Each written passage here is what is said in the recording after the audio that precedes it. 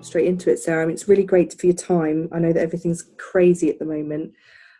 Would you mind just giving us a brief introduction on, who you are, your background, and the companies that you're working in at the moment? Sure. Yeah, absolutely. So Sarah Barnes-Humphrey, I live just outside of Toronto in Canada, and I am the CEO founder of SHIPZ, or co-founder of SHIPZ, and I am the CEO and host and founder of Let's Talk Supply Chain podcast, the SC Supply Chain TV on YouTube, and our blog series as well. So my background, I have been in logistics and supply chain for over 2 decades. It's been a long time, and I say that supply chain is in my blood because my dad actually had a private 3PL just in Mississauga, just outside of Toronto, and so I can't remember a time where he didn't talk about logistics and supply chain at the dinner table. In the blood. Yeah, so I feel like it's totally in my blood. It's definitely something that I am super, super passionate about. And so I literally started as reception at my dad's company and worked my way up. I actually did all of my designation and schooling while I worked over 10 years, where I got my diplomas in international trade, got certifications in freight forwarding, that kind of thing. And I was really able to get the hands-on experience while at the same time getting those diplomas in different areas of supply chain that I found interesting. Yeah. Right. So I was immersed in logistics and freight forwarding and that kind of thing. But then there was a whole world out there as far as supply chain and supply chain management that I didn't really get to do on a day-to-day basis and that I was interested in. And so I was able to figure out what that was and take different courses to really understand where I wanted to be and what I wanted to know about. Yeah. So for the first 8 years, maybe 10 years, I was in operations. So trucking, air freight, ocean freight, did a little bit of customs, a little bit of warehousing, and really got to understand international logistics from a very intimate level, I guess. Some days I was working 12-hour days, just shuffling paperwork because that's all it was. And I can tell you that I was even writing checks on a typewriter. Oh, wow. Okay. Oh, yeah. Oh, yeah. Like, that's a little embarrassing to say, but I learned very quickly how to use a typewriter because there was no going back if you made a mistake. You had to literally rip up the check and start a new one. And nobody liked that because it cost money. After that, I went into sales. I found that I had a natural knack with people and really understood the business because I was in operations for so long. Yeah. And right before I did that, or right at the beginning of my journey in sales, I took courses with FIT, the Forum for International Trade Training. And the reason why I did that was because I wanted to understand the international landscape from my customer's perspective. Yeah. So I really immersed myself into sales, really understanding it not only from our perspective, but from their perspective. And I really, really enjoyed it. And so I think it was around 2015, I ended up taking a bigger role on the marketing side. We were getting to a place where marketing was taking more of a role in logistics, where traditionally they didn't look at marketing. They looked at it as a cost center, not something that we really needed. And so I was able to step into a customer experience role, which was amazing. I loved it. And then I took over as director of sales and marketing. And when I did that, I realized how few places there were outside of the traditional that we could get our messaging and brand out there. And so at the time, I was listening to a lot of podcasts.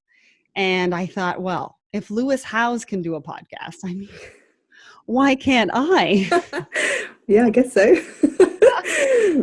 So the first episode was not very good, not because of our guest. Our guest was amazing. And Andrea, she was a doll because she stayed with us. She stuck with us on that first episode. I think you can find it on YouTube. But my team and I sort of immersed ourselves in it. I had a male co-host, and just for fun, we called it Two Babes Talk Supply Chain because I think we were a little bit before our time. This one. Yeah. I mean, we were a little bit before our time, but we wanted to shake things up a little bit and sort of see how the market would take to that. And it was fun. And eventually I started started making revenue on the podcast. So I actually moved it into my own business. And at the same time, I was starting to build my tech platform. It took us a little while to get going. We had a few bumps along the way, but we were definitely building it at the same time. And then unfortunately, in the fall of 2017, we closed the doors. And after 20 years and a career with one company, I was out. The worst day of my life, I can tell you that much. Worst day. And I had all these guests lined up, but I lost my team. And so I had to figure out what to do. I didn't know how to I didn't know how to design a website. I didn't know how to do graphics. I didn't even know how I was going to record my next episode. Yeah. Right. Crazy. And I think I had like a week to do it or something, maybe 2 weeks. And I tried Skype for the first one. And, I love Skype. Kudos to them. But it really did not work out for my first episode on my own. And the audio was horrible. But it's one of my best listened to episodes, which is kind of funny. Cool. And then in January 2018, I started my Woman in Supply Chain series. Because I thought, and it wasn't just because of gender. It wasn't just, a feminism thing. It was really, I didn't have a lot of role models while I was going through my career that I could listen to their journey and learn from, be inspired by, be motivated by. And that was really, what inspired me to start that series, is because I just wanted to listen to their stories. Yeah. No one journey is the same. I wanted to know what success looked like for them. I wanted to know what their perspective was or is on supply chain. I wanted to know what they thought about diversity and inclusion in supply chain. And so I started the series, but by April, I quickly realized that my list of women was being cut short because they didn't like the name. Oh, and no. I didn't have a co-host anymore. So I came to this pivotal moment where I was like, okay, well, I need to rebrand this thing, but is it going to be to my detriment, or is it going to be successful for me? It's a leap, isn't it? When you look at rebranding, it's a leap of faith almost. Yes. And so I literally did it in a week, which I don't suggest anybody to do. I mean, anybody in marketing is going to just cringe right now. Like, are you crazy? Like, what are you doing? And How not to rebrand. I'm joking. And I didn't even pause. I didn't even hesitate. What did I do? I reached out to a podcaster. I think it was a podcaster on LinkedIn.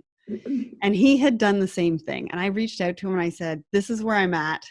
I don't know what to do. What do you think I should do? And he gave me, a couple of things to consider. I considered them, and within 5 minutes, it was already go time. Like, let's just do this. I need rebranding. I need a new logo. This is what it's going to be called. And that's just how it evolved. And it's probably the best thing that I've ever done. Yeah. Because in the last 2 years, we've grown exponentially. I've been able to expand on the series, right? So now we're featuring 24 women a year. I'm actually working on a secret project around diversity and inclusion that I'm excited about. We've moved into YouTube. We've created a platform that is about the supply chain community. So we have thought leaders writing their own blogs. We've got thought leaders doing their own videos. I've had thought leaders hosting my podcast because realistically, that's what it's all about. And that's kind of where we are now. I know that was a very, very long story. Perfect. I don't know if I had that much time, but yeah, no, that's perfect. And it's interesting to me, Sarah, you say that, supply chain's in your blood, because, I think it should be more of something that we want to go into or we're told about as we're growing up. And, lucky for you that you were, but for me, I never even knew what supply chain was or procurement was when I was in school or anything like that. And I think it should really be more of a forefront of, what you can do in business and an actual career path. So it's good to hear that you had that. And I hope that that's kind of a bit more normal moving forwards. And it also gives you a really nice, strong foothold in the supply chain industry and trends. You've seen it for quite some time. And I think at the moment, and just to kind of mirror what we mentioned before we started recording, there's a huge amount of change that's about to happen in the supply chain space. For Yeah. sure. I mean, some of the changes are things that have been around for some time that are just going to be accelerated along that path now. And it kind of ties into, strategic planning, diversity within supply chain, not just from a gender perspective, but, geographically and everything like that, Mm-hmm. localization, it's been around for some time, but it's so crucial at the moment. I mean, in terms of your kind of reflections on how that needs to change and what you would like to see moving forward, Sarah, would you mind giving us a brief overview of that? Yeah, I think it's a really loaded question. Yeah, And sorry I'm about going to that. try to answer it as well as I can, because there's a couple of different moving parts there, right? I think, when we talk about diversity and inclusion, I think we've got to get away from the gender versus gender conversation that we're seeing too much of, because it's not gender versus gender. And what we're seeing in the last week, it's everyone equal. And that's what I would like to see moving forward. And there's a reason why it's called diversity and inclusion. I think the inclusion is also a huge part of it, because it's not just about everything that falls under that diversity piece. It's about including people that you may or may not agree with. Yeah. Right? Like it's having an event, having a couple of people that may not see eye to eye as a part of that event, but including everybody. Yeah. No matter what that looks like.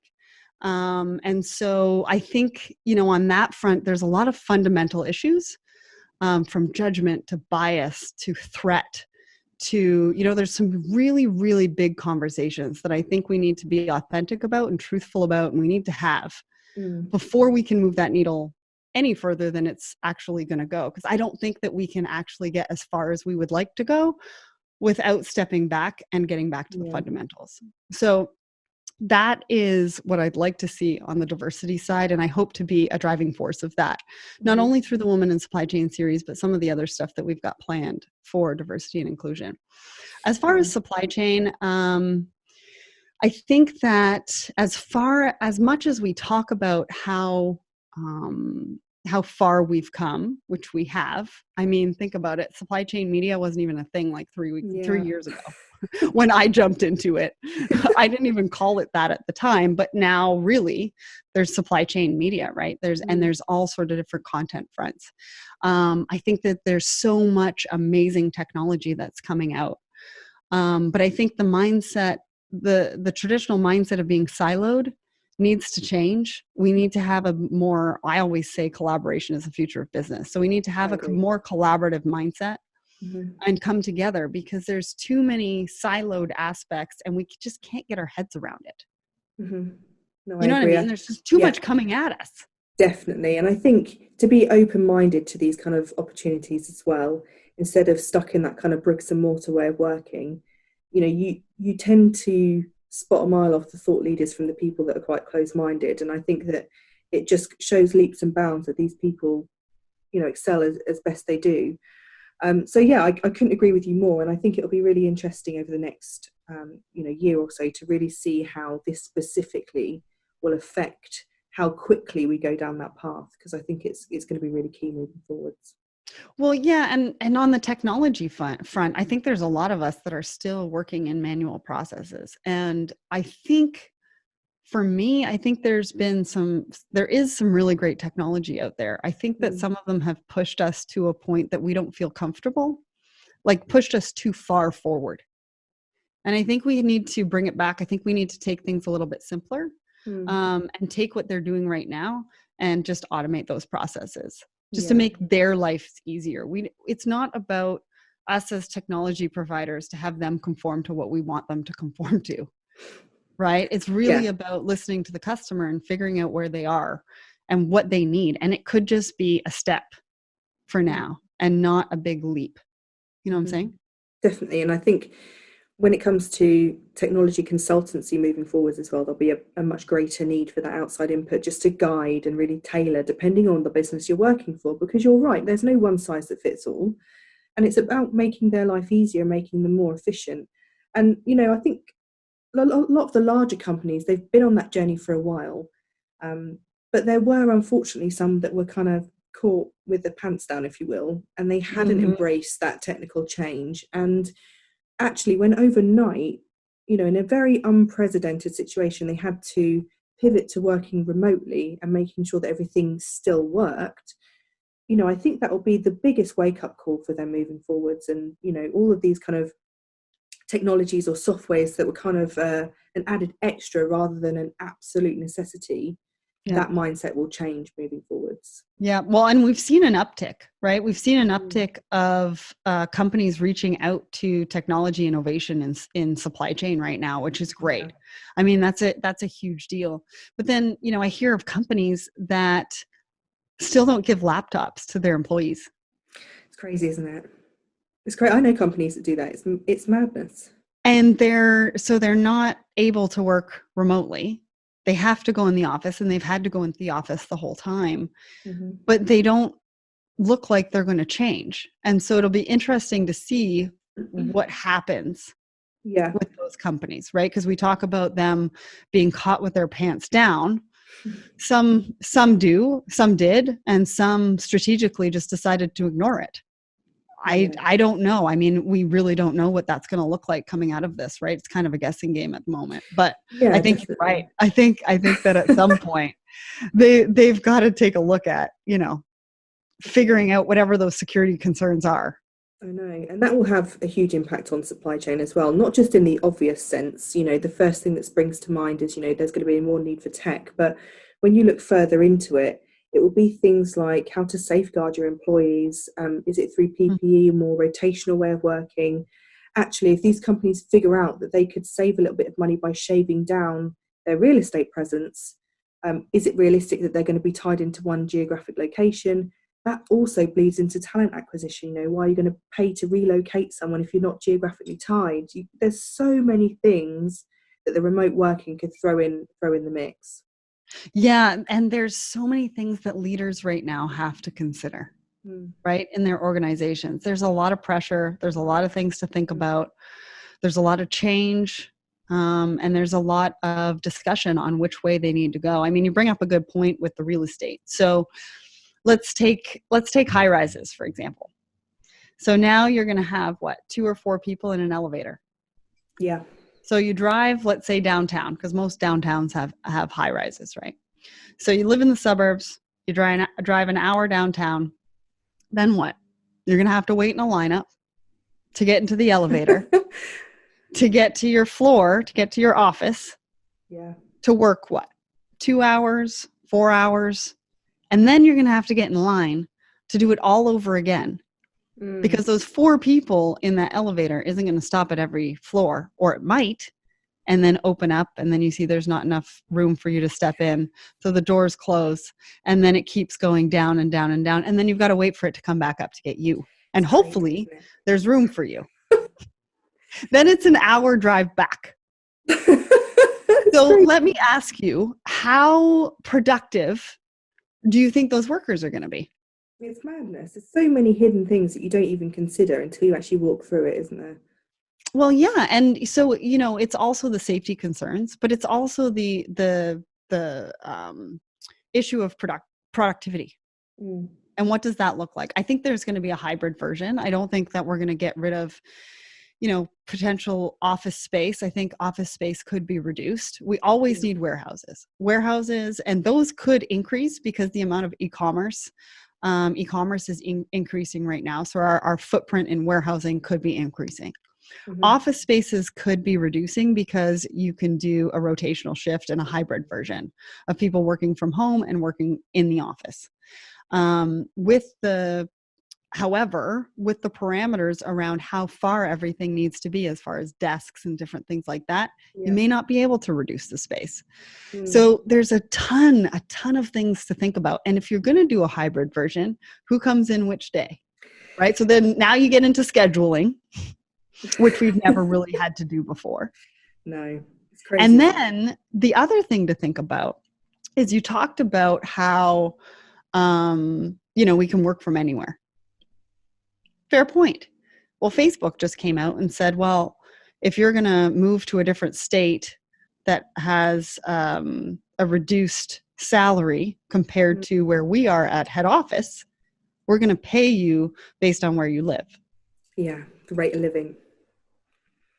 And then you've got, well, if the company thinks that they're okay with remote workers, then what happens?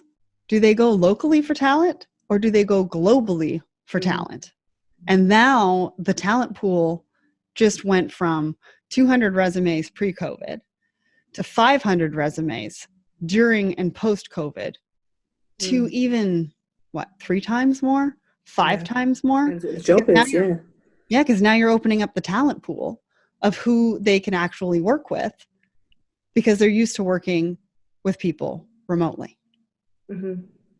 Yeah, it'll be so interesting to see. I mean, I think there'll be certain industries that will pioneer it and certain industries that will be a bit more tied into security concerns like financial industry, that kind of thing. And, you know, cybersecurity, especially when everyone's working remotely. I mean, I spoke to supply chain director for a really large telecommunications company, and she kind of laid it out to me in a way that I didn't think of, which was that, you know, you've gone from 500 people working in one office through one security system to 500 people working remotely, all through their home broadband. You know, the security implications on that are enormous. And again, it's just something else you don't think of. Yeah, I was doing a panel on cybersecurity last week, actually. And the gentleman actually said, how many devices do you have connected to your internet just in your house? Oh, mine's about 6. And I couldn't, yeah, I wasn't sure. I couldn't really answer that. He said his was 50 or 70. Whoa, what's he doing?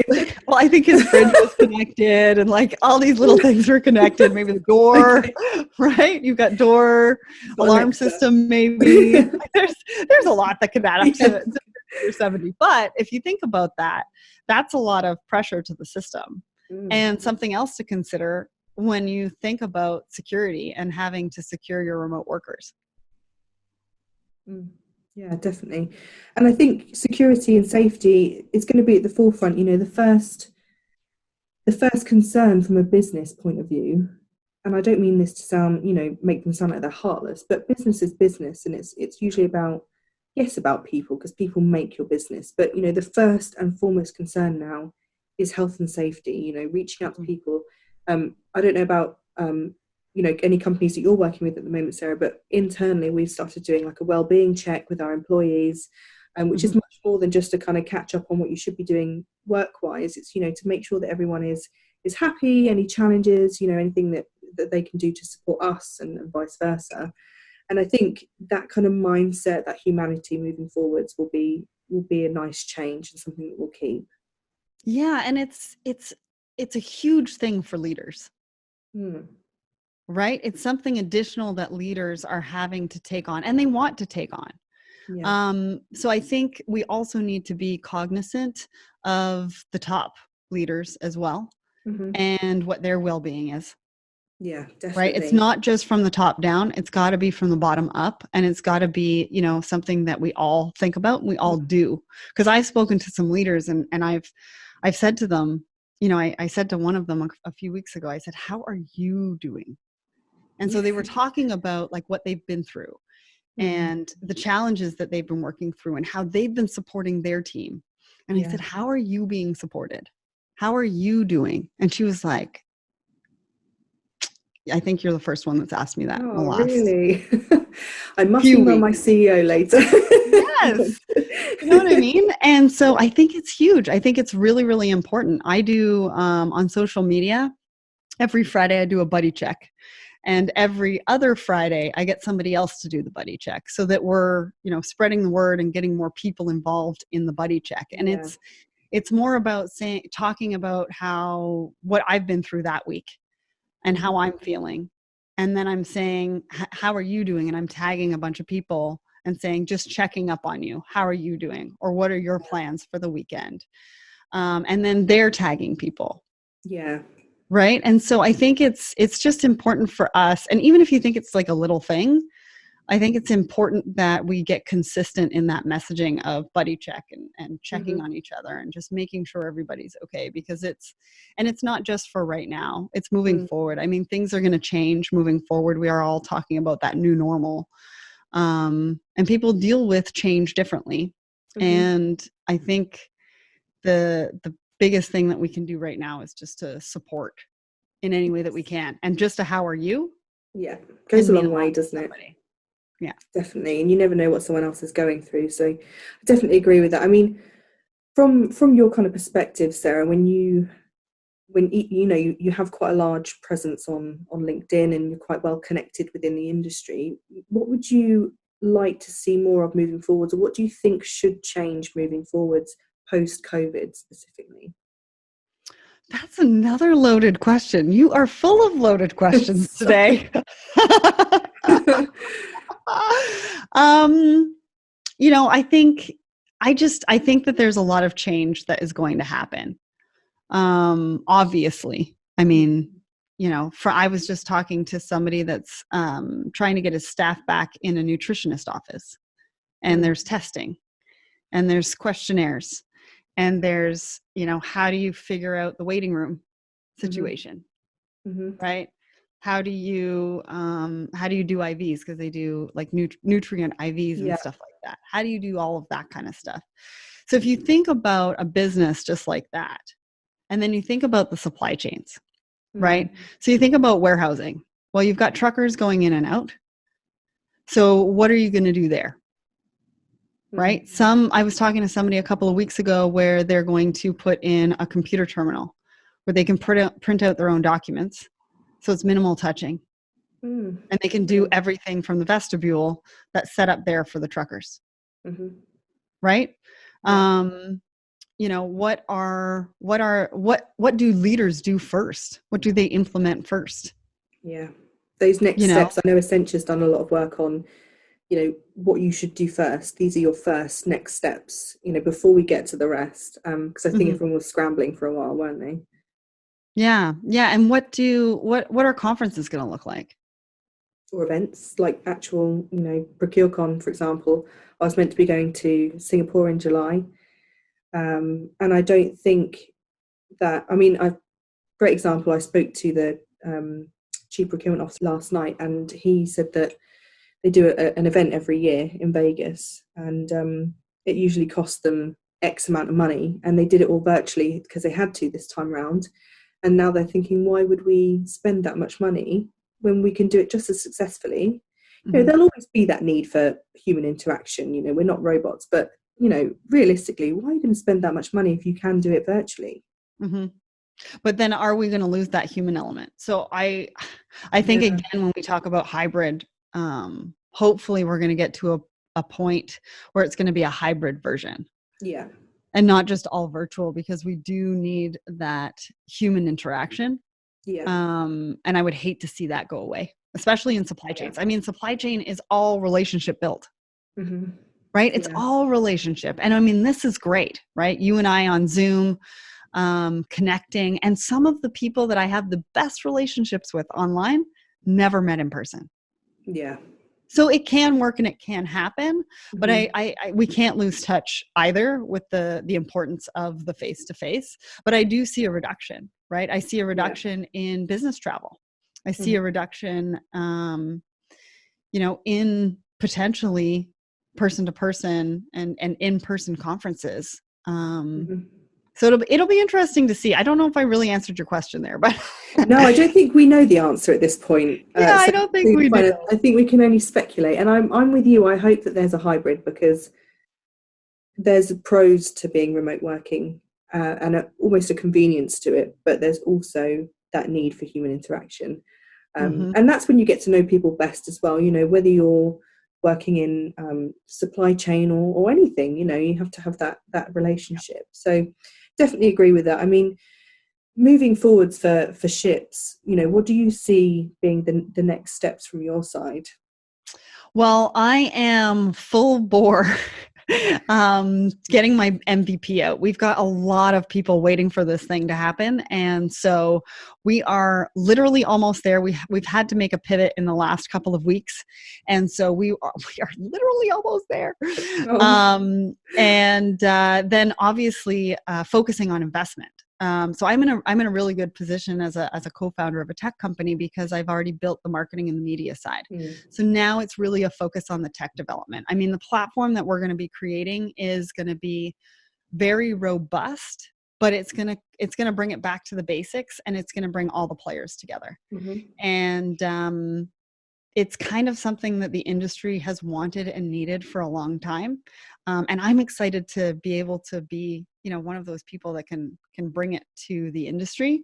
And so those are the two things that I'm focusing on right now: getting the customers onboarded, moving forward with the tech, because there's a lot of work to do. There's a lot of things that we need to put into place, and focusing on investment, bringing the investment in, so that we can build out the platform that, I think everybody deserves. Yeah, there's a huge need for stuff like that. I mean, as I understand it, and correct me if I'm wrong in any way, Sarah, but your technology is more based around kind of supplier interaction, how they tender, how they get their prices across, and that kind of thing. And I'm seeing so many small companies pop up doing not exactly what you're doing, but a similar kind of map suppliers and bring everyone into the same community. And it seems to me that at some point, people realized there was a real gap for that kind of technology. And I'm guessing that from you was taken from your past when you worked with your father's company. Did you notice that there was a real gap for that kind of software? Yeah, I did. And we're approaching it a little bit differently. So we're focusing on mid-market shippers, and then we're focusing on the carriers, or the freight forwarders, et cetera, to bring them together. I mean, for a long time, there has not been trust and integrity between the two parties. And I look at them both equally. I mean, they're both major players in international logistics and transportation. There's certain things that one side is doing that they resent, and there's certain things that's not happening on the other side that they resent. So how do we bring everybody together in a collaborative environment so that we can partner and make sure it's a win-win for everybody? And that's what we've done moving forward. So my company that owns, SHIPZ, and it owns Let's Talk Supply Chain, is called Victorious. And I named that probably about 8 or 10 years ago. And I did that for a reason. Victory, us. So everything that I do, the reason why I named it that is because everything I do is about collaboration. There's not, I think there's enough out there for everybody, right? Sure, there's competition. I mean, sure. But can we not all come together and, work together in different capacities to help move things forward in different ways? Sure. And I mean, we're seeing that in COVID, right? We're seeing competitors come together to collaborate to be able to help during a crisis and a situation. And so, I think that, the old mindset, hopefully the old mindset of that and the new mindset of collaboration is really going to thrive. Like, business is going to thrive in that kind of environment, I really think. Yeah, it kind of brings me on to my question really about strategic partnerships and just how important they are to you, not just from your kind of social media presence, but also from your tech company perspective, how much you rely on those partnerships and really what they bring to the table for you. Huge. I mean, at the end of the day, Rome wasn't built in a day, right? And by themselves, right? People came together to be able to build that. Strategic partners are huge for me, not only on the media and the marketing side, but also on the SHIPZ side. I think that there's a lot of really great technology out there that's already been built in certain aspects of supply chain. I'm not looking to jump in and compete with that. I'm looking at jumping in and saying, hey, I'm here, you're there. How do we bring this together so that supply chain professionals can benefit from it? Definitely. Yeah. Right. No, and that's the discussion I want to have. Yeah. No, definitely. I agree with that. And I think my final question to kind of wrap up, Sarah, would be more of a personal one. We briefly touched on your kind of reasons for starting your Women in Supply Chain some time ago, and it was less of a feminist movement and more of a, you really wanted to kind of carve out some role models and people who were doing really well for themselves, females who were doing well for themselves. And my question to you would be, so far in your experience of that and the ladies that you've worked with, who would be your kind of favorite person that you've had on as a guest? I don't want to put you in an awkward position, but is there anyone that you've spoken to who thought, wow, I really aspire to be and to do what you've done? All of them. I know That's so politically cliche, but correct. everybody has a different story to tell. Yeah. And everybody has a different perspective. One that I will bring to the forefront is Nazuko Maeza, and she's out of South Africa. And having that conversation with her where she was in an environment that was against her, right? Not only for various different reasons. And she stepped out and started her own freight forwarding company. And what she's done with that company and how she's turned it around and how she's now being perceived as a leader in that industry in South Africa was just an amazing inspirational story. And I can tell you that I was just so happy that she agreed to be part of the series, because she is a true inspiration. But I can honestly say each one of them brings something different. And every one of them that comes on the show, I actually ask them to write me a couple of sentences as to why it's so important for them to be featured in the series. And we do feature those every Friday, because I think it's important to even get away from just the story and talk about why it's important to be a part of something like that, and what it means to you personally to be able to tell your story. Because that's sometimes the things that we overlook or we kind of miss, right? Why is it important to that one person? And so we're capturing that, and I'm hoping to expand the conversation more into diversity and inclusion, because we've got a long way to go in supply chain. But the only way forward is to continue these discussions, have them authentically, openly, being honest with each other, leaving bias at the door, leaving judgment at the door, and, hoping to be able to move that conversation forward. Yeah, perfect. Well, I can't think of a better note to end it on, really, Sarah. I think that summarizes what we've been discussing perfectly. So again, thank you so much for your time. And I hope that we can come back to this in, 2-3 months' time when things have moved on and just really recap. I'll kind of officially cut off then. I was going to say thank you. Thank you for having me. I really appreciate it. I definitely want to come back. Awesome. Well, honestly, Sarah, it's been a pleasure. Thank you so much. Yeah, and it was nice to finally meet you. I mean, I know we were talking on LinkedIn and stuff, but it's always great to, meet in person. All right, Sarah. All right. Talk to you later. Thank you.